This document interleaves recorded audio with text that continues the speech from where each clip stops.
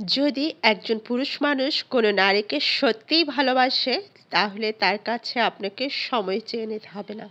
সে নিজেই আপনার জন্য সময় বের করে নেবেন এবং হাজারো কাজের ভিড়ে সে আপনাকে ফোন করবেন, আপনার খোঁজ খবর নেবেন। এবং বিশ্বাস করুন, কোনো পুরুষ নারীকে যদি মন থেকে সত্যি চায় আর ভালোবাসে, তাহলে তার জন্য কোনো পুরুষই খুব ব্যস্ততা দেখাবে না। আসসালামু আলাইকুম, সবাইকে স্বাগত জানাই। আমি হোসনা নাসরিন, নতুন আরেকটি ছোট্ট ব্লগ ভিডিও দেখার জন্য।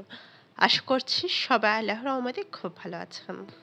আলহামদুলিল্লাহ, ভালোই বাচ্চাদের পরীক্ষা শেষ হয়েছে। আর পরীক্ষা শেষ হওয়ার 2 দিন যেতে না যেতে আমাদের সব প্ল্যান রেডি হয়ে গেছে।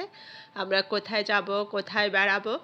তারপর বেড়াতে যাওয়ার আগে ছোট কিছু কেনাকাটা আমাদেরকে করতেই হবে, তাই চলে আসলাম শপে। আপনাদের ভাইয়ের সাথে এসেছি, আপনাদের ভাইয়াও আছে।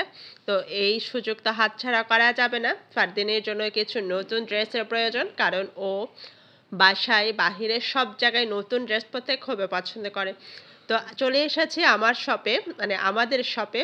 তো এখান থেকে আমি কিছু ফারদিনের জন্য চয়েস করে নিলাম। খুব বেশি কিছু না, যা নিয়েছি আলহামদুলিল্লাহ টুকটাক অনেক কিছু নিয়ে নিয়েছি। কিছু গিফট ছিল, সেগুলো প্যাকেট করে নিলাম। এই তো, এতক্ষণ পর্যন্ত যারা আমার সাথে আছেন সবাইকে জানাই অসংখ্য ধন্যবাদ। আমার এই ব্লগিং ভিডিওর কোথাও কোনো অংশ একটু যদি ভালো লেগে যায়, ছোট্ট একটি লাইক দিয়ে আমাকে সাপোর্ট করে আমার পাশে থাকার অনুরোধ করছি। আর বেশি ভালো লাগলে অবশ্যই শেয়ার করতে ভুলবেন না আপনার ফ্রেন্ডস অ্যান্ড ফ্যামিলির সাথে।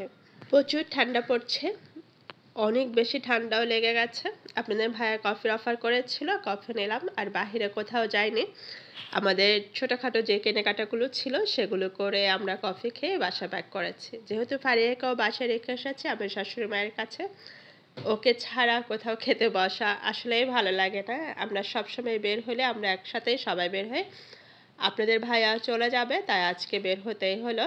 ফারদিনের জন্য ওখানে আলাদা কিছু অর্ডার করা যায়নি, তাই আমার কাছ থেকে শেষের একটু অংশ নিয়েছে। সাধারণত আমি বাচ্চাদেরকে চা কফির একেবারেই অফার করি না, এটা আমার কাছে একদমই ভালো লাগে না। ব্লগের শুরুতেই আপনাদের সাথে কিছু কথা শেয়ার করেছিলাম।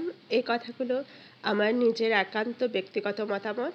আপনাদের কাছে কেমন লেগেছে, আপনাদের মূল্যবান মতামত জানার অপেক্ষায় থাকবো আমার কমেন্ট বক্সে।